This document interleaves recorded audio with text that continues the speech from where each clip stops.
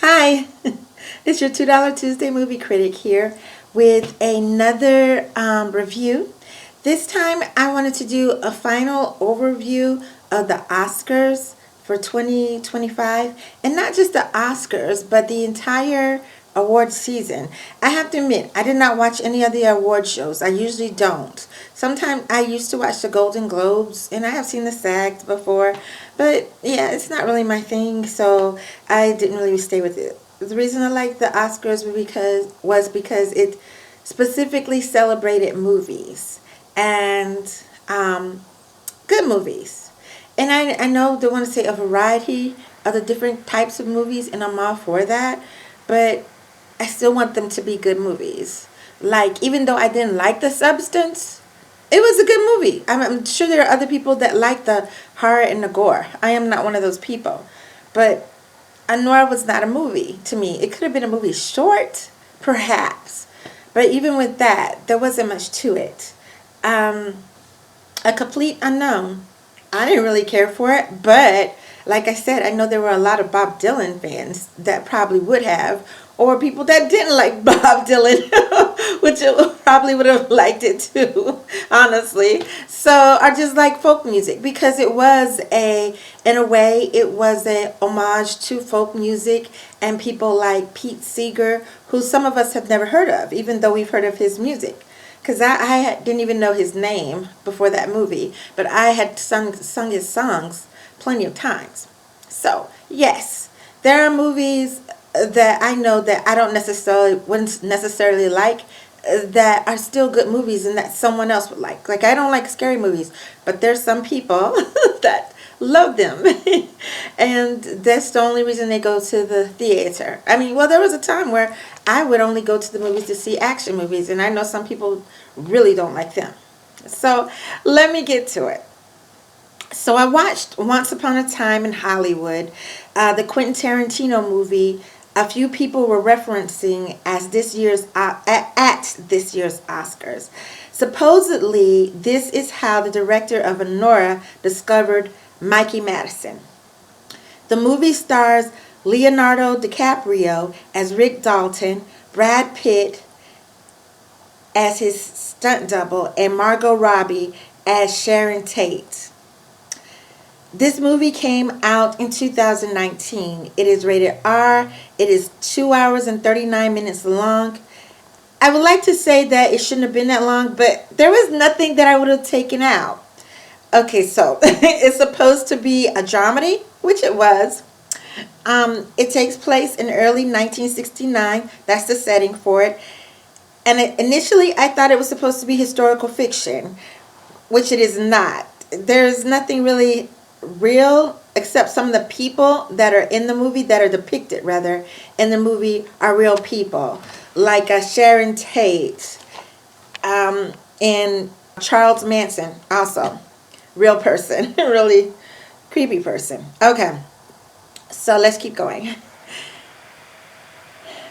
I like when Tarantino rewrites history, at least some history. Okay, for the most part, this is the most subdued Tarantino movie I have ever seen.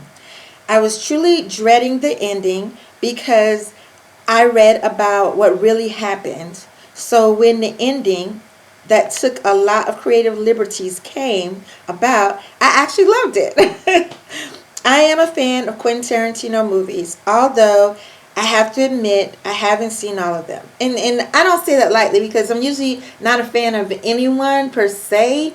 I like some things some people do. I love some things that entertainers do, but there are only a handful of people in different genres that I can say. Like, I can say I like Quentin Tarantino movies. I'm a big fan of his. I'm a big fan of Tyler Perry movies. Things like that. I can say that. I am a big fan of the Oprah Winfrey Presents movies. I love those movies. So, yeah. But it's only a handful. So when I say that means I really, really admire them. Okay. He just totally changed the way the action movie is seen and made. Yeah. He twisted that genre altogether. It was beautifully done. Beautifully done. Okay. So, about Mikey Madison in this movie. She was in a few scenes initially, playing an insignificant part. She did not stand out at all in those scenes. I actually thought someone else was supposed to be her because she looked like a younger version of Mikey Madison. She's the girl that hitchhikes a lot, and that the character of Brad Pitt's character runs into, but doesn't really. They keep passing each other by for a while, and then finally have a conversation. I thought that was a younger version of her, but then later on, I actually saw the real Mikey Madison in the movie. I don't think she even has a name in the movie, so but she's in there. She did not stand out at all in those scenes. Then, towards the end of the movie, she is one of the three hippies planning mayhem. Overall, she has very little dialogue. She actually may spend more time screaming in the movie other than anything else. Honestly, she could have been anyone. It did not matter. So I don't know what stood out for that director, but I mean, to each their own in that case. Just like in Honora, I didn't see what the big deal was about her part in this movie. So, for comparison, check out Dakota Fanning's character in the same movie. She spends less time in the movie than Madison.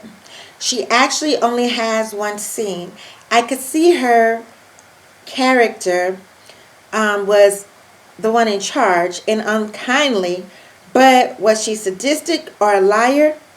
There was that question there. And it was just the way she played it. It was masterful. Then that's when the movie got a lot more interesting for me. And yes, I am a fan of Dakota Fanning. I'll admit that. But she is just this wonderful actress. There's no doubt. Okay, so anyway. With the exception of the screaming, Mikey Madison did the same thing in both movies. I was just unlikable in both. Okay. So, outside of that, I have 3 points to make about the whole award season scene. First, I don't believe there was any cancel culture towards Maria Sofia Gascon, the star of Emilia Perez. At least not from the public. I didn't see her comments that were supposedly all over social media, nor did I look for them. So I only heard about them. Some critics kept bringing it up, but were very evasive about her specific comments. But they were clear in the fact that she had ruined her chances to win any more awards. So the Oscar voters may have canceled her, but I don't believe the public did. Okay, secondly, I believe the Academy, along with other award shows, are trying to find ways to get younger Gen Z viewers. The one thing those viewers like is the thing the Oscars shorten, the performances of the Best Song nominations. So many kids were talking about, kids and young people, we're talking about the performance by Lisa, Doja Cat, and Ray for the James Bond tribute, which was really great, I have to admit. Half of them didn't even know who James Bond was, or like me, didn't really care for the Bond movies. Not a fan. But they wanted to see their favorite entertainers perform. So why would you take away the one thing they tune in to watch in order to give more time for too long Oscar speeches, host monologues, which are also too long, and ridiculous movie sketches that can at least be shortened? So stuff that runs too long that isn't necessary and is not going to bring you younger viewers. All right. Oh, yes. Every message I read raved about the opening performance of Cynthia Erivo and Ariana Grande, which was immaculate. Just beautiful. I loved every minute of it. I actually had it on my DVR, so I got to rewind 2 or 3 times because it was just like all the feels. Okay. It was so wonderful. Even though it was more of an ode to all things Oz rather than just Wicked, it was so welcome and so appreciated. Lastly, by choosing movies like Honora and A Real Pain and ignoring movies with impactful and meaningful stories like Maria and 6888, just doesn't make sense to me. It was wrong. And these movies, I don't even think that the young people really care for them that much either. They probably like the actors in them more. And actually, I didn't really hear anybody really talking about Kieran Culkin. So I don't know what that was about. Anyway, let me keep going. I understand the award show's desire to lure a younger audience, but in doing so, they shouldn't end up losing their faithful core audiences. The ones like the Xers and older that have been watching these award shows since they began, for the most part, and to cater to kids that really don't care about them. Then you're going to lose everybody. Even though the numbers were up, they were still low as far as overall audiences watching the award shows. Keep that in mind. Don't lose the people. Just like at the movie theaters, people are saying keep going to the movie theaters. Why? Because you show movies that are ridiculous sometimes. The price of popcorn and all the other treats is ridiculous. Who pays $8 for a bag of popcorn? It's ridiculous. So, yeah, do more to make us want to come back. Do more for the movies.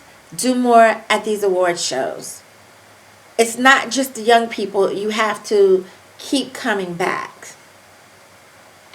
Okay, thank you. That's all I have. Please let me know what you think at the bottom of the screen, and I hope to share more with you next time.